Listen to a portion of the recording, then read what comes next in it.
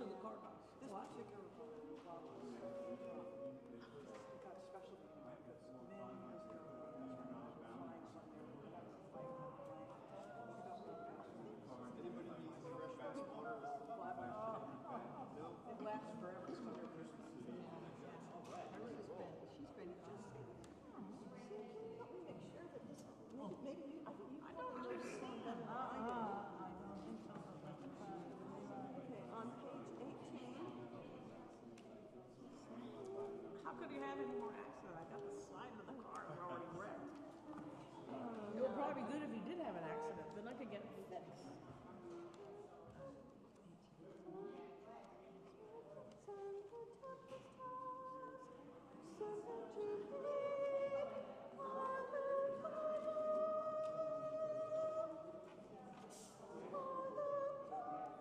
I'm not sure where that F sharp is. Okay. I'll have to ask Maria to. Oh well. You'll get it. It gets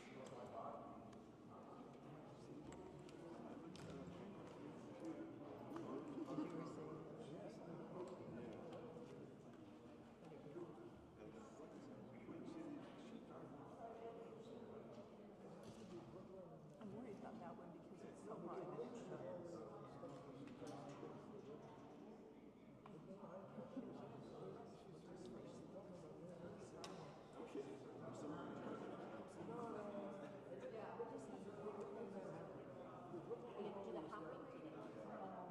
I'm sorry?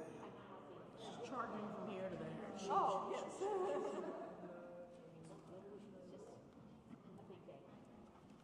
We have to find Mark a place to live. Mark has no place to live.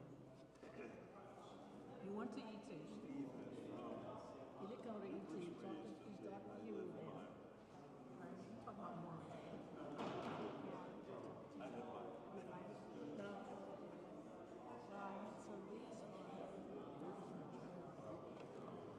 I thought he gave it to him. I saw a really cool thing, which has nothing to do really with finding a place that just on Facebook was Eastern Switzerland.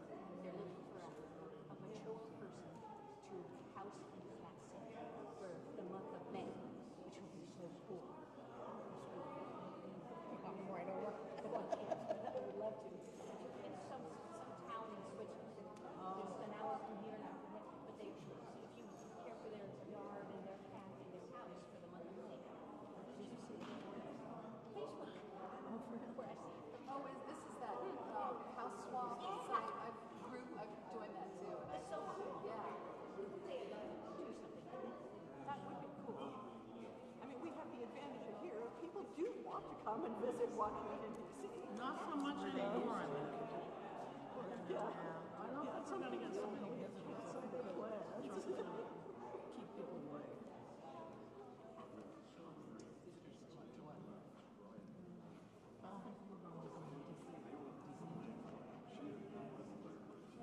Smithsonian is so drunk. Until he closes it. Yeah.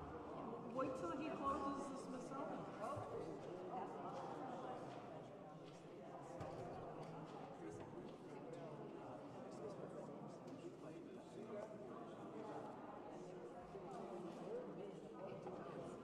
Might have to look.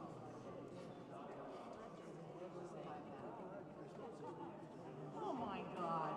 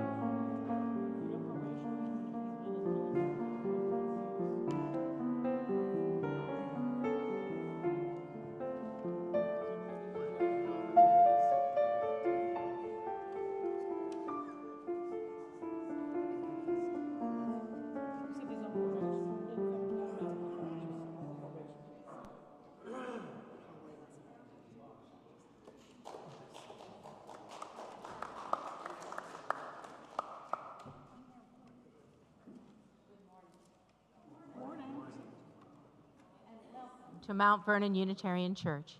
My name is Becky Brandt. I'm saying they can't hear me. Oh, here we go. Good morning.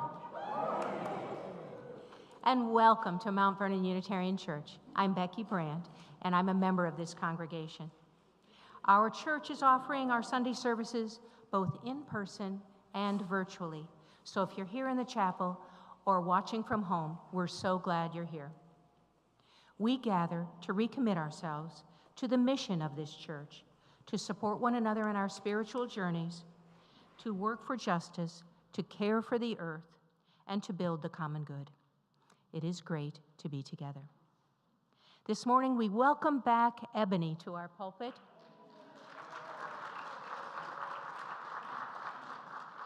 Ebony C. Peace is a lay community minister with a ministry focusing on helping small congregations thrive. She has been our community minister in residence since last July. She is a lifelong Unitarian Universalist from Maryland, and she holds a BA in sociology and an MS in strategic human resources and organization development, and a Master of Arts in Leadership Studies from Meadville Lombard Theology School. She completed her seminary internship at All Souls Unitarian Church in Washington, D.C., where she focused on adult spiritual development, social justice, and worship arts. Though you may have not seen Ebony in our pulpit recently, she has been working behind the scenes supporting our worship team, the stewardship campaign, and the personnel committee. And now I'm very happy to share the news that Ebony is being ordained into the Unitarian Universalist ministry by Paint Branch Unitarian Universalist Church on May 3rd.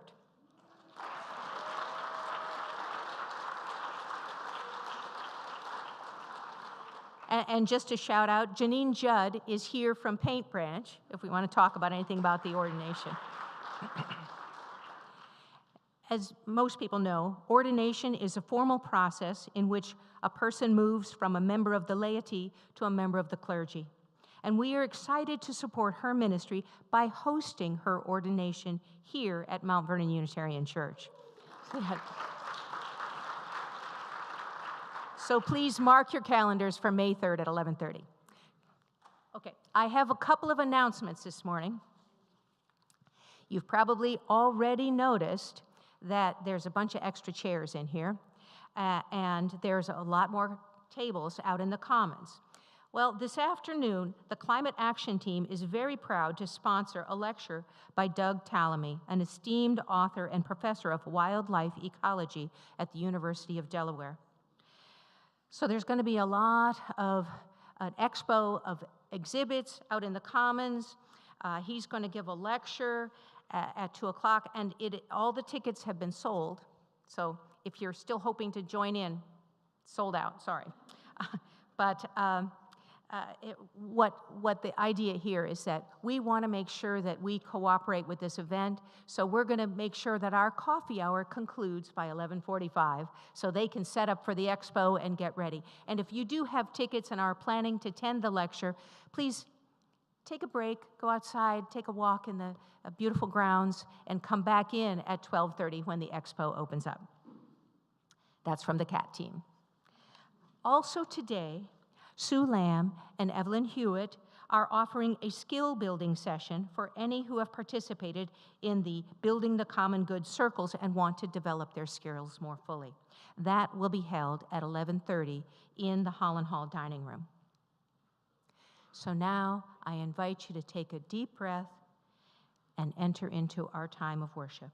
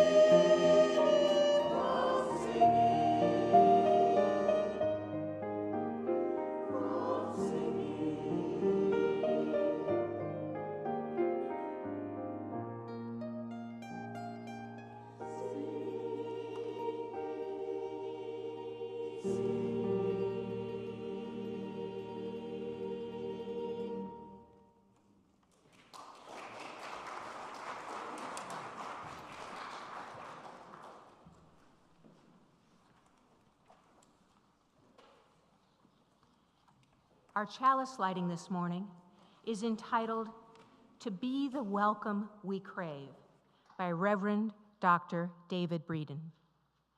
Let's be the welcome we crave. Open hearts, arms outstretched. Let's embody radical welcome, unquestioning love. Let's be the welcome we crave. Deeply hearing voices and hearts. Let's be the welcome we crave, enriching, understanding. Let us embody the community we crave together. Please rise, embody your spirit, and join in the singing of our opening hymn, 109, as we come marching, marching. You know, there's a whole new wave of protesting coming into the United States these days. Are we good, Raleigh? There's a whole new wave of protesting coming into the United States, like many of the 70s and 60s and things. And so I thought I would pull this hymn so that we have echoed just a little bit in here what's happening out there so we can be responsive.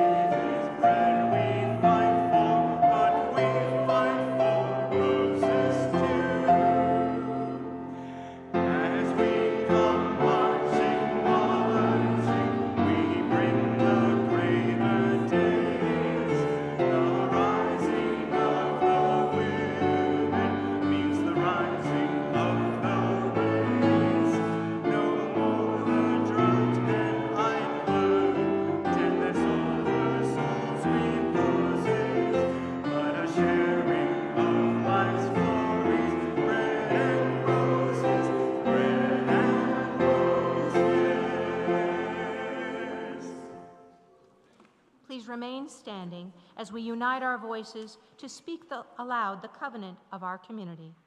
These words are both known within our hearts and in your order of service. Love is the teaching of this church. The quest of truth is its daily task, and service is its prayer. To dwell together in peace, to seek knowledge and freedom, to serve life in community, to the end that all souls shall grow in harmony. This is our covenant with each and with all.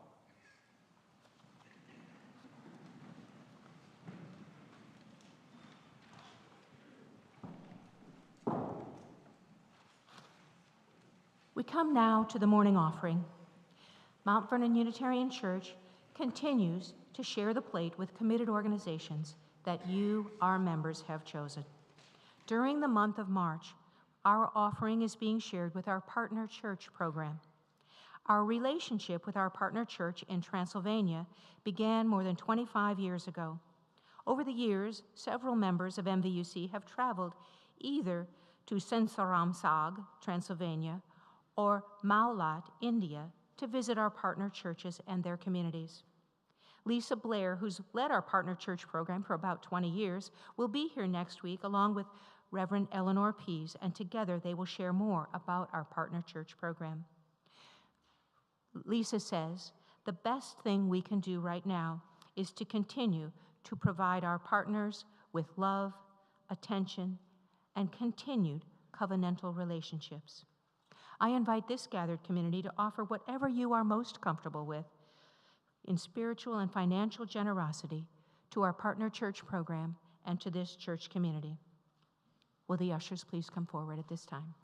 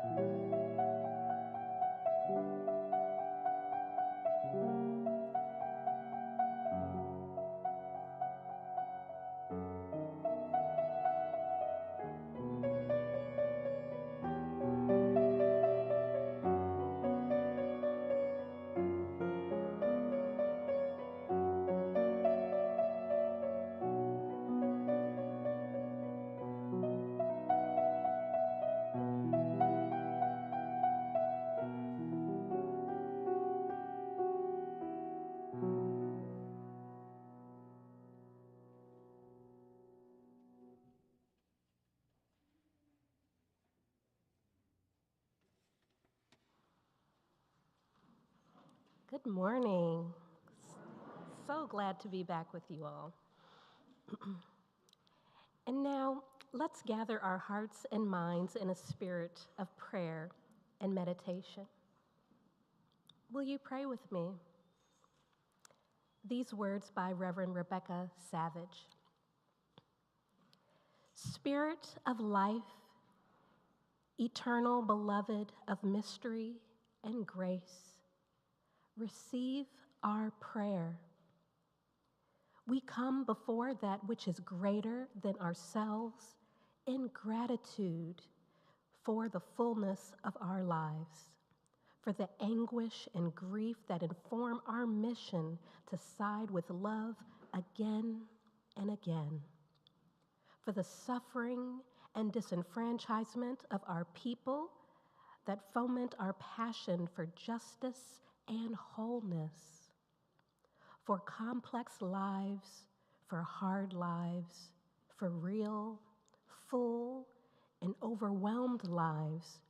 We give thanks for the blessings that we have been given. The reassurance of community, the steady warmth of hope, and the unwavering faith that there will be better days. We give thanks and seek your grace. Spirit of love, come alongside with all the holy nudges that we need so we may live in such a way that we celebrate all the blessings that we have been given, so we may be blessings in the world. Amen.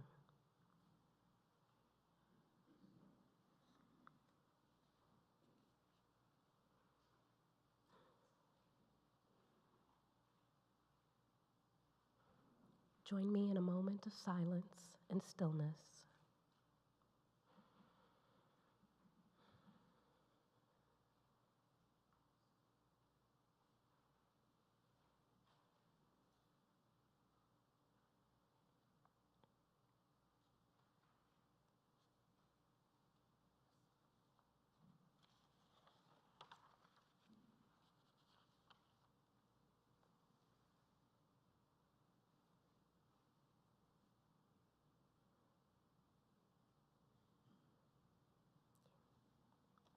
Amen.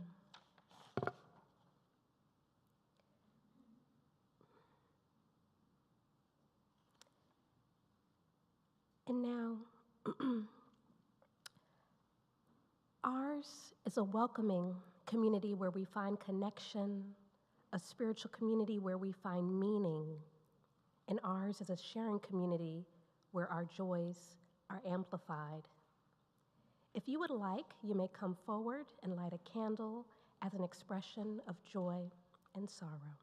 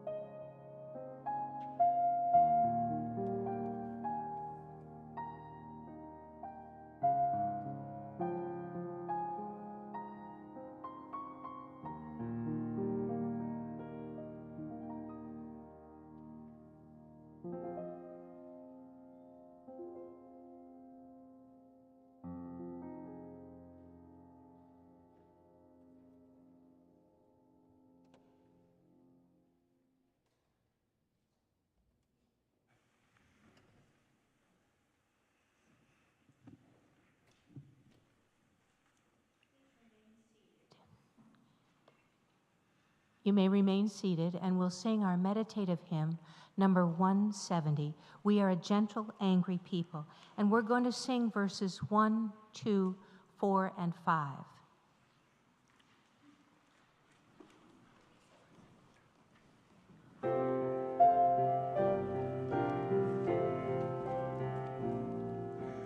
We are a gentle, angry people, and we are singing for our lives.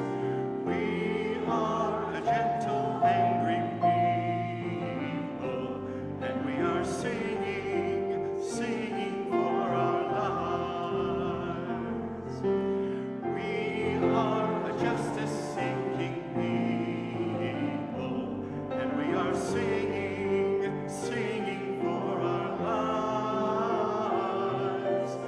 We are a justice-seeking people, and we are singing for our lives.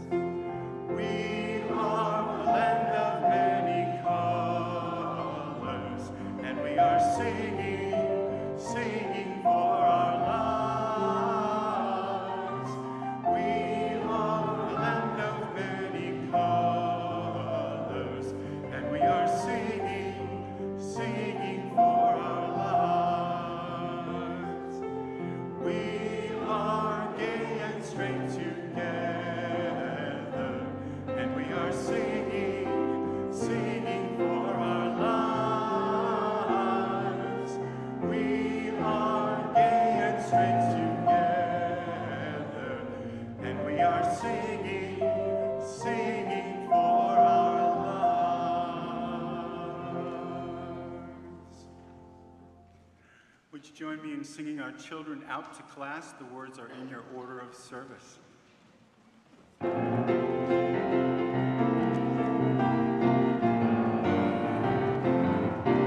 We hold you in our love as you go. May our heart be at peace as you go. To nurture the spark of your precious life, we hold you in our love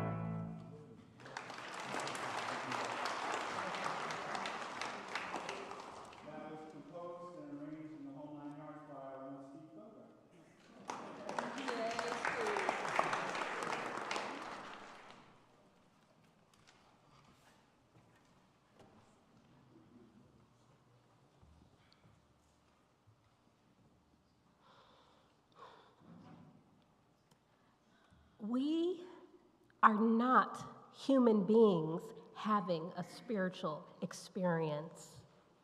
We are spiritual beings having a human experience. Jesuit priest and French philosopher Pierre de Chardin, he expressed this perspective when reflecting on the meaning of our existence and our relationship with the divine.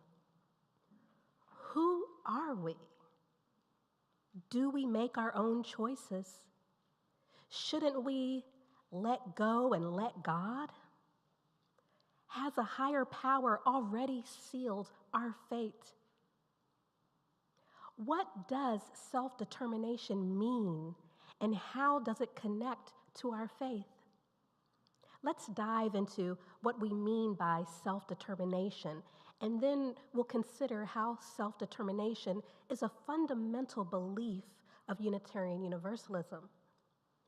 And my goal is that by reflecting on this, we might find more ways to take action on this belief in our daily lives as individuals and as members of the Mount Vernon Unitarian Church community. So self-determination means, for our purposes, a process and ability for someone to control their own life. And this means all aspects of their life, such as, but not limited to, their body, their mind, and their actions. Self-determination is about the freedom to live as one sees fit. It's about self-rule and our power to make our own choices in peace. In terms of our faith, Unitarian Universalism, it did not start out as Unitarian Universalism. Before the beginning, there was Unitarian and there was Universalism. And it wasn't until, and some of us may know this, but it wasn't until the 1961 merger that our faith was known as Unitarian Universalism. So Universalists, on one hand, they believed in the concept of universal reconciliation. And this means asserting that all people will ultimately be saved and embraced by God or the higher power, regardless of their actions or beliefs. And this profound belief in boundless love challenges the notion of eternal punishment, inviting us to reflect on the nature of justice and mercy. For many, it's a radical idea that a loving God would not condemn a portion of humanity to external suffering. Instead, this theology encourages us to envision a future where everyone of every race, ethnicity, gender orientation, and beyond are welcomed into the fold of divine grace. Because we are all welcomed into this fold, it only makes sense that each of us also have inherent worth and dignity. Christian Universalism, in particular, emphasized that salvation doesn't just come to everyone, but that it comes through Jesus. On the other hand, Unitarianism presents a different view of Jesus. Not as God, not Jesus as God, but Jesus as an extraordinary prophet and teacher. And this perspective invites us to focus on the teachings of love and compassion and justice that transcend traditional dogmas. And because if we were to think logically about the matter, we might come to the conclusion that it's not possible to follow in the footsteps of Jesus' teachings because we're mere humans, unable to reach his holy perfection. However, if Jesus is not God, but only a remarkable prophet and teacher, then we too are surely capable of being both human and remarkable. Combined, both Unitarians and Universalist philosophy and theology urge us to reconsider how we engage with one another. They urge us to foster interfaith dialogue and inclusion. They remind us that our shared humanity is far more significant than our differences. Together, Unitarian Universalism is a faith tradition that encourages people to develop their own personal faith, drawing affirmation, clarity, and meaning from many different sources of wisdom. And this is one of the reasons social justice is often a spiritual practice for us as Unitarian Universalists.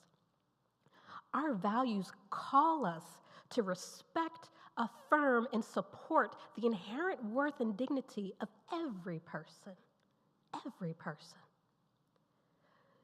So we don't just sit back and watch our neighbors, friends, and strangers be denied their human right of self-determination. We don't have to agree with someone's belief to respect it. We don't have to understand why someone chooses to transition from one gender to another to affirm their choice. We don't have to agree about when life begins to support the choice of another person to decide if they want to be pregnant with such life or lack thereof. Just because one of us may not wish to be child-free with cats doesn't mean it's okay to take this choice away from someone simply because we wouldn't choose it for ourselves.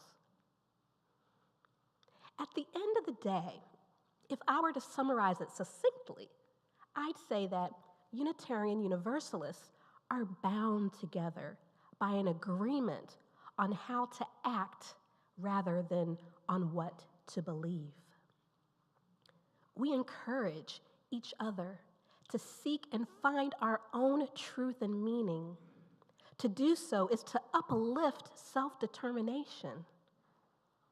We believe inclusion is holy. Our LGBTQ+ siblings have the right to self-determination. We all have a spiritual imperative to self-rule and to live in the way that embraces our authentic selves and to which way we are called. To deny or restrict self-determination is to deny and restrict freedom. It is oppressive, cruel, and absolutely unloving not to support self-determination in all its forms and manifestations. When we speak of love and love at the center, what we mean is, or how I interpret it as, love is not a feeling, love is an action. This again aligns with our social justice spiritual practice. We don't just pray, we act and we love by putting our time, money, and energy where our values are. Pluralism is one of our core values, and I understand self-determination to fall under this umbrella of pluralism. And pluralism, for me, it's about choice, multifacetedness, and alternative entry points into the sacred, into understanding and personal acceptance. And some of you may know that besides preaching and serving within parishes such as this, my ministry also extends into the community. One of my ministries is teaching the next generation of leaders to be inclusive and critical thinkers. And I do this through teaching sociology part-time at a local community college in Maryland. And one of the concepts that I teach on every semester is something called the Protestant work ethic. Who's heard of that, right? Yeah, the Protestant work ethic. This term was coined by German sociologist Max Weber in his 1905 book, The Protestant Ethic and the Spirit of Capitalism. And this book was about the interactions between religious ideas and economics.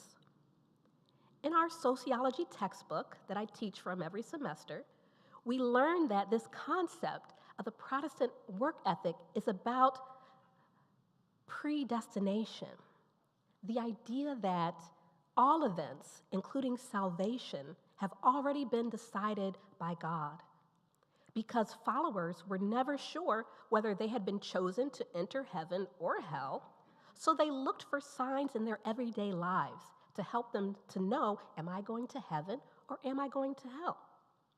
And if a person was hardworking and successful, they likely knew that they would be one of the chosen. If a person was lazy or indifferent, then they were likely to be one of the damned. Max Weber argued that this mentality encouraged people to work hard for personal gain. And after all, why should one help the unfortunate if they were already damned? Right? Over time, the Protestant work ethic spread and became the foundation for capitalism. And this is why many of us in our faith tradition have a problem with capitalism. The idea of predestination doesn't seem logical, and we are very logical people of faith. To the contrary, what seems logical is that the truth in our calling is always unfolding, not predetermined. Because fate is not already sealed, our self-determination is that much more important in our daily lives and within our congregations. What we do and say matters. Speaking up matters. Refusing to be a passive bystander to the inhumanity and injustice of our time matters. It is necessary and holy. To each their own, to all their inherent worth and dignity.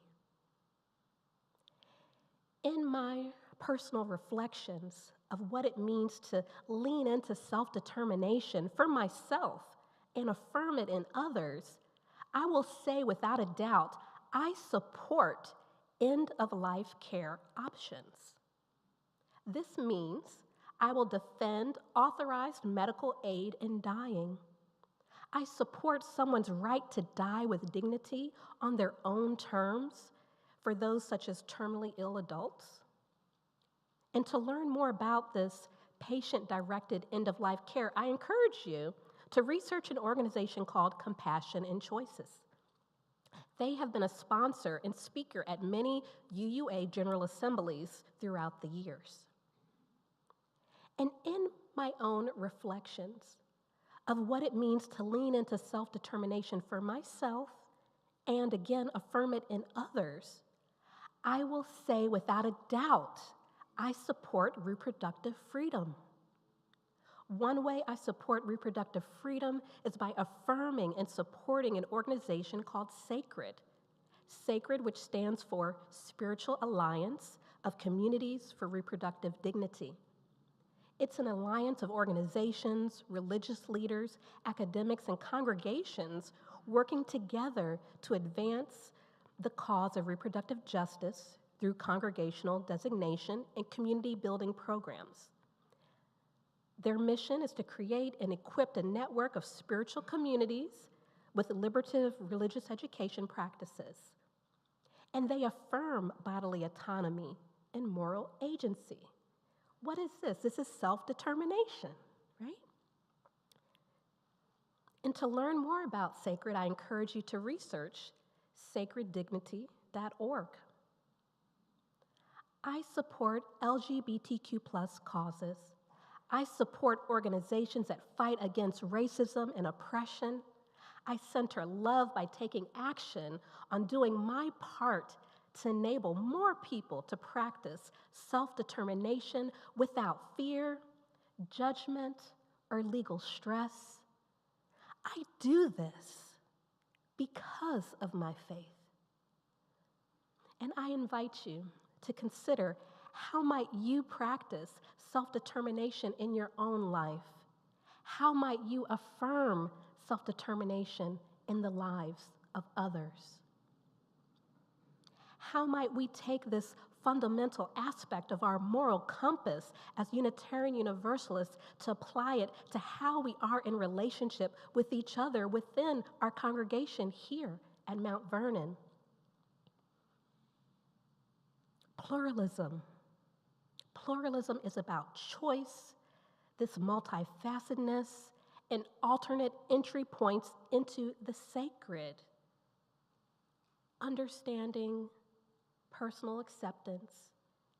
And this self-determination, again, it's about self-rule and our ability to make our own choices in peace. And so how about, instead of asking, here's one volunteer role I'd like you to take on at church. Are you willing? How about, instead of asking that, we might say, here are a few roles we would love your leadership with. Which one of these calls to you the most? Would you be willing and generous to offer your time and talent to support our community? What if we offered more alternative entry points into congregational leadership? Roles with terms that are not only 2 and 3 years, but perhaps 6 months or a year. What if we disagree with someone about an important issue or challenge at church? What if we accept and respect their different opinion, conflicting or not, even if we don't truly understand their reasoning? Even if we wouldn't come to the same conclusion ourselves? What if we were to accept and respect their choice and let them have their peace about it instead of spending energy to convince them otherwise? What might our community look and feel like if we spent our energy agreeing to disagree with love and in covenant so we could better collaborate on shared goals of the future instead of conflicts of the past? Yes, we need to heal our wounds. And sometimes our wounds need to breathe. Matshana Delwayo, a Canadian philosopher, he said this: "A wound won't heal if you keep touching it." And I have heard the saying, what you focus on will grow. And if I take those together, I'm curious, what might happen if we clean and put a salve on our wounds and let it alone? Let it heal. And then focus our energy on a better future so our future can have the attention it needs to thrive. We can choose our next phase. We can and should make our own decisions together and in covenant. And may we lean into choice through action, showing up, giving, working through the discomfort, never forgetting that we don't have to understand the other side to respect their lived experience. Empathy is helpful, but not required. In my view, the only requirement is respect and love. Our theology calls us to have deep reverence for life, not death. To be alive is to live, not merely exist. To be alive is to be in community with others. To be alive is to live our lives to the fullest with the most freedom, with the utmost autonomy, respect, choice, and peace. May it be so. Amen. Join us in our closing hymn, Guide My Feet. Joanne.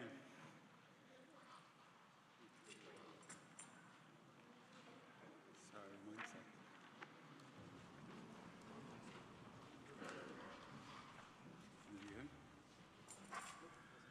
We're going to kind of go fast on this one. Hang on.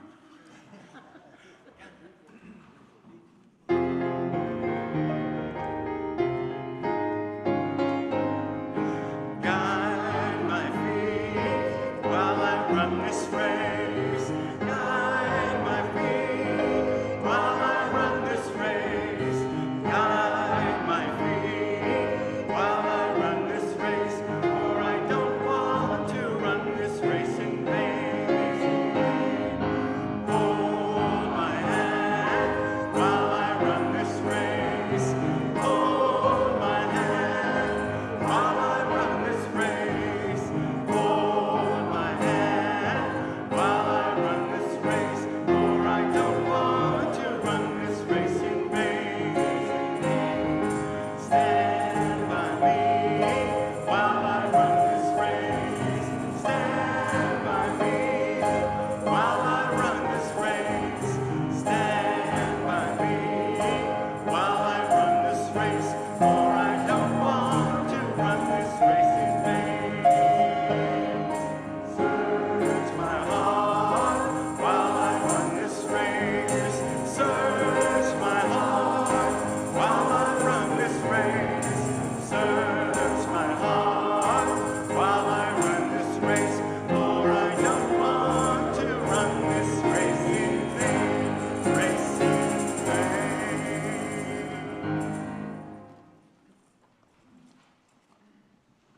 And please join me in the words we use each week to extinguish our chalice. We extinguish this flame, the warmth of community, or the fire of commitment.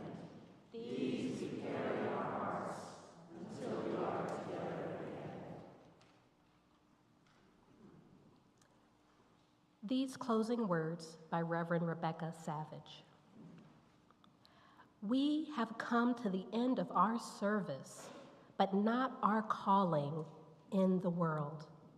We close our time together with the humble reminder that justice and equity are our spiritual practices to embrace.